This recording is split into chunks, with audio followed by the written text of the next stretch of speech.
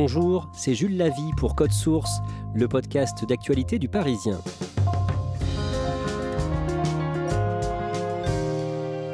Démission en série, sous-effectifs, services d'urgence saturés, l'hôpital public est en crise, une crise particulièrement aiguë cet été. Le gouvernement annonce l'ouverture prochaine d'une grande conférence pour réformer le système de soins français. Le nouveau ministre de la Santé, François Braun, a commencé à recevoir les différents acteurs concernés le jeudi 21 juillet. Nous avons consacré un épisode de Code Source à cette crise au mois de juin avec une journaliste spécialiste santé au Parisien, Florence Méréo, mais nous avons eu envie d'y revenir aujourd'hui avec un témoignage. Yasmina Kettal a 32 ans, infirmière, elle a travaillé 4 ans aux urgences de l'hôpital de Saint-Denis près de Paris avant de changer de service. Yasmina Kettal raconte son parcours et ce qu'elle a vécu aux urgences au micro d'Ambre Rosala.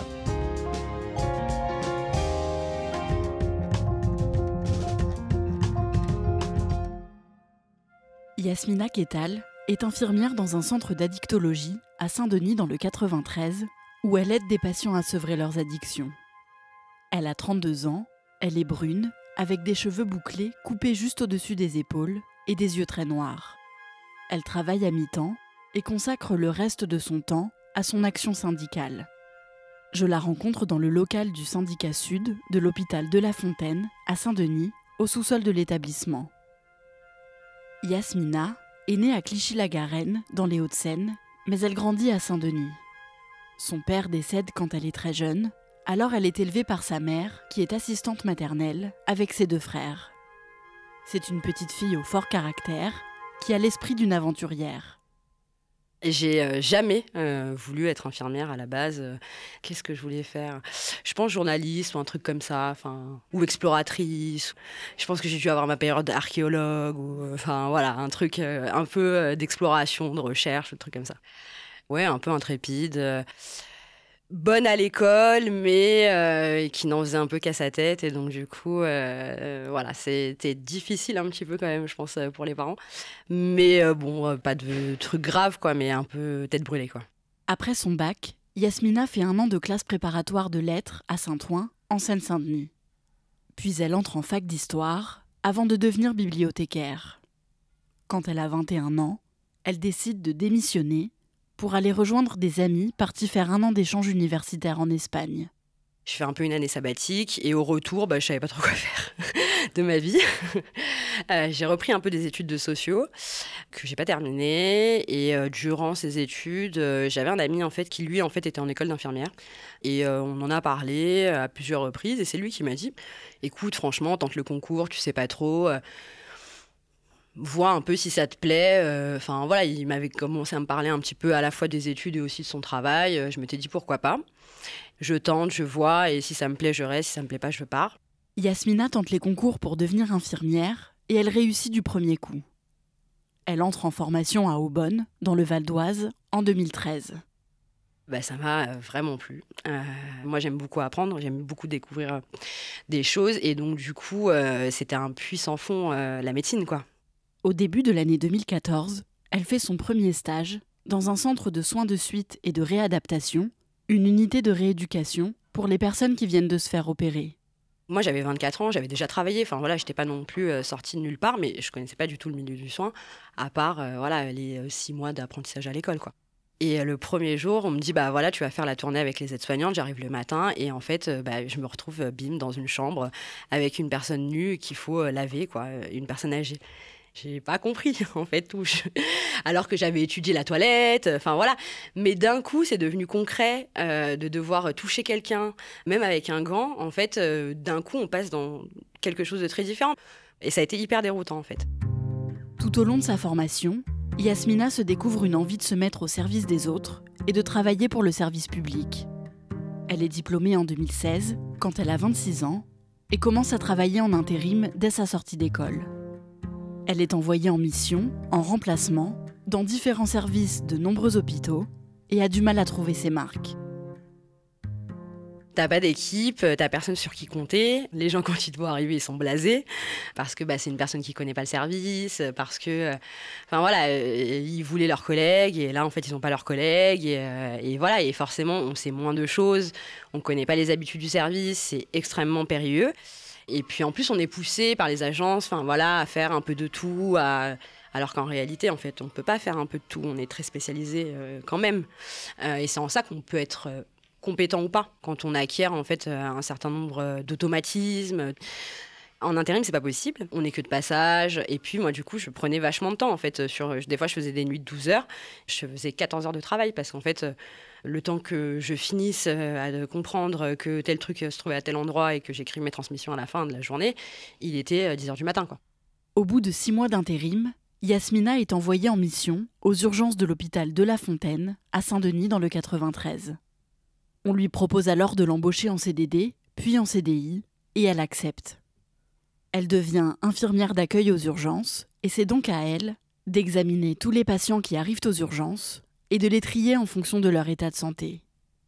C'est un poste qu'elle occupe seule, moins d'1 an après l'obtention de son diplôme. Tu es la seule personne que les gens en salle d'attente voient. Donc dès que tu vas ouvrir la porte pour aller récupérer un nouveau patient, les familles, les accompagnants, les patients que tu as classés en consultation et qui attendent le médecin, tout le monde vient te voir toi. Plus l'arrivée des pompiers, l'arrivée des ambulances, tes collègues à l'accueil administratif qui disent « Ouais, mais en fait, il y a ce patient-là, viens voir parce qu'en fait, je le trouve quand même un peu gris, des choses comme ça. » Et ça, il fallait le gérer tout seul.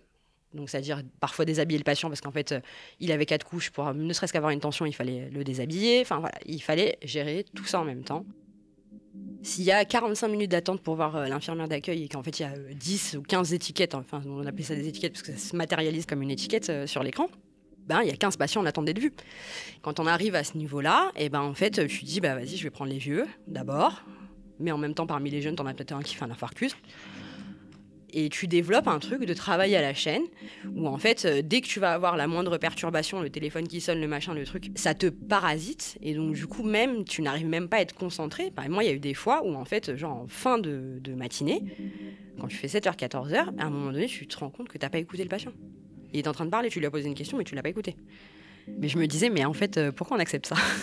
On mangeait pas, on pissait pas, on fumait pas, c'était non-stop.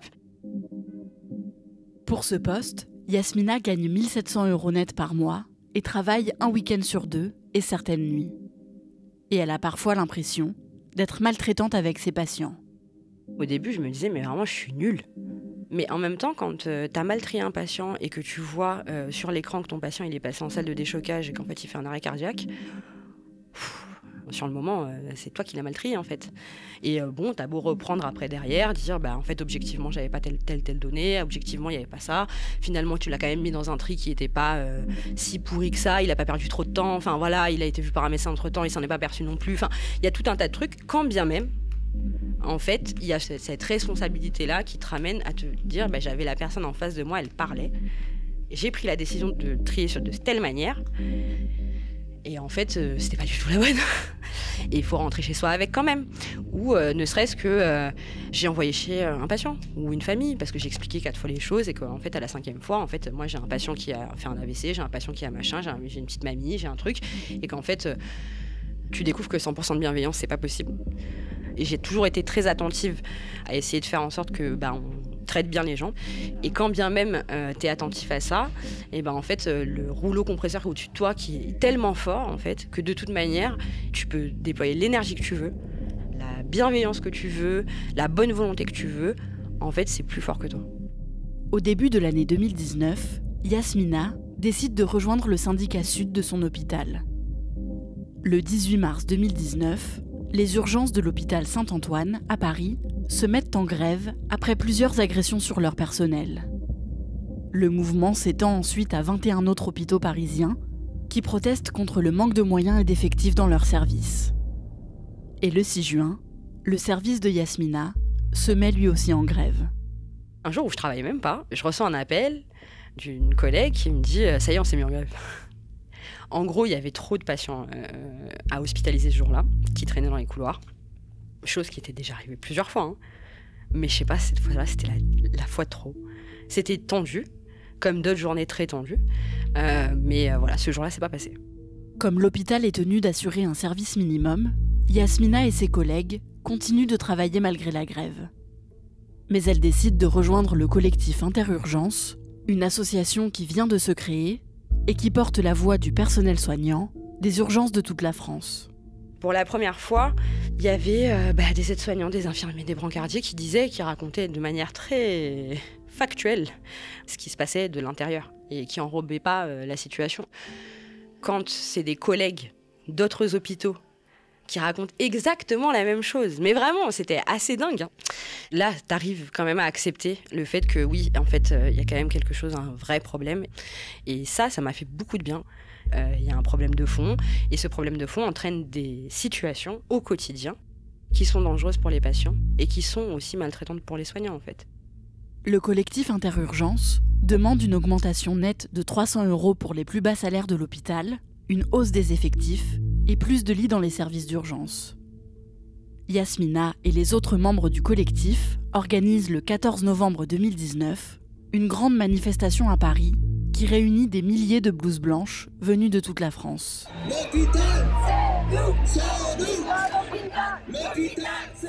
Mais malgré la mobilisation, le collectif n'obtient pas ce qu'il veut.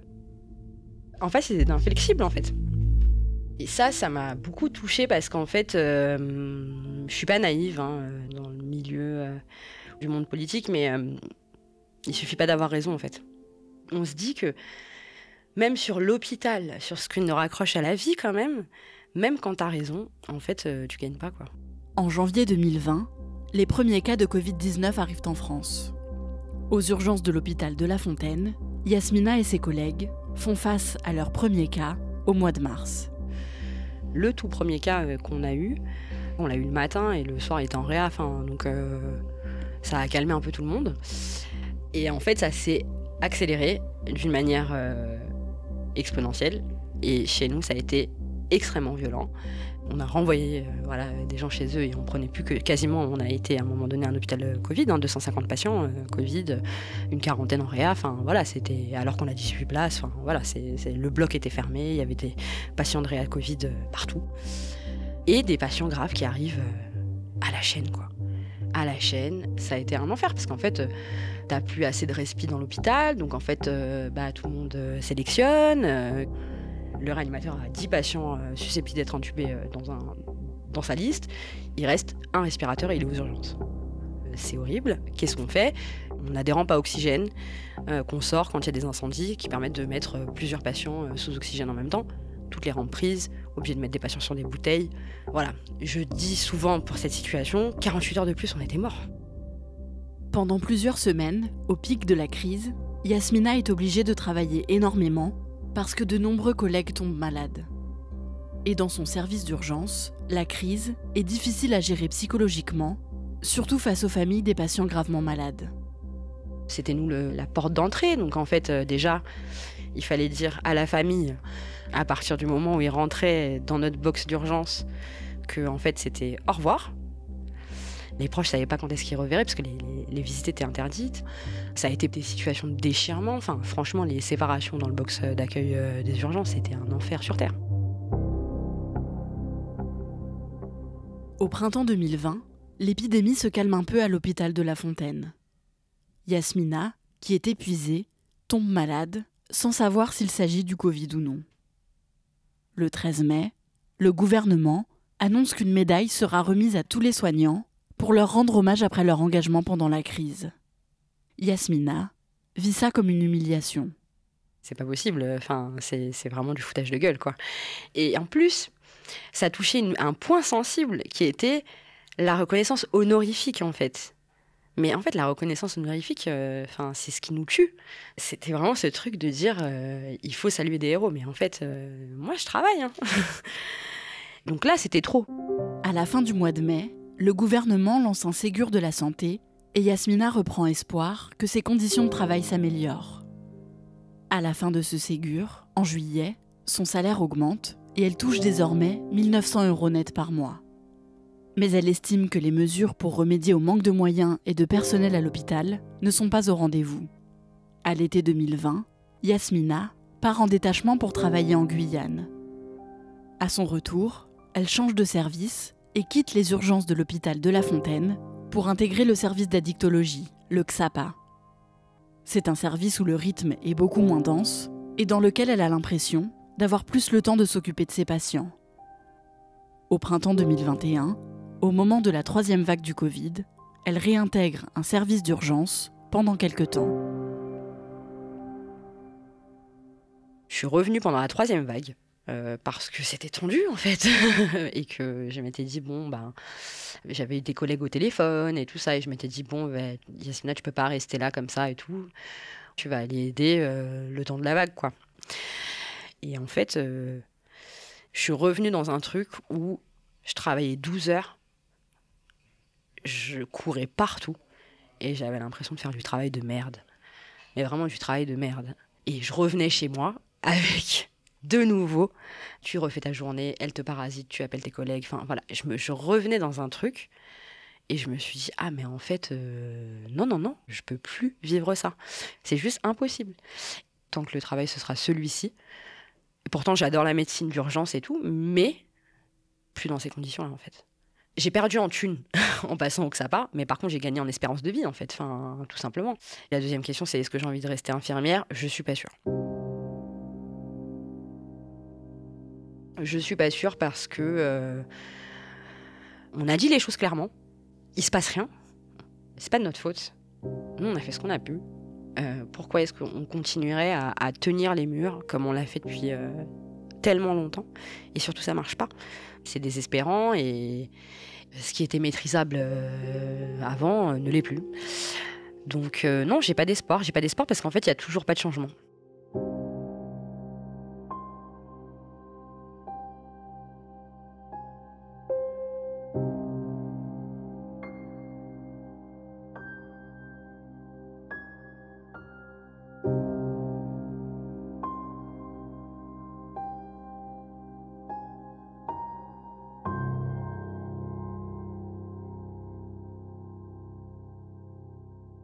Ambre, Yasmina Kettal se pose donc la question d'arrêter complètement aujourd'hui. Est-ce qu'elle sait ce qu'elle pourrait faire ? Non, je lui ai demandé, elle n'a pas vraiment d'idée. D'ailleurs, elle m'a dit que c'était aussi ce qui pouvait la freiner à quitter le métier.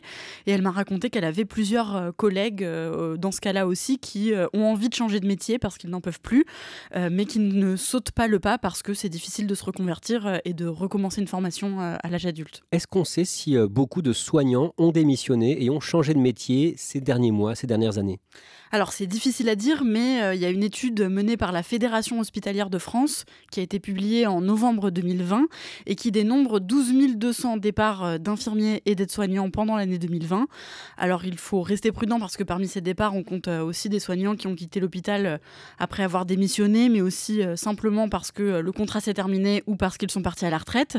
Mais ça reste quand même un nombre très important et depuis le début de la pandémie, il y a beaucoup de postes d'infirmiers et d'aides-soignants qui sont restés vacants et qui n'ont pas été remplacés. Merci Ambre Rosala et merci à Nicolas Béraud pour son aide. Cet épisode de Code Source a été produit par Lola Sotti et Thibault Lambert. Réalisation, Julien Moncouquiol.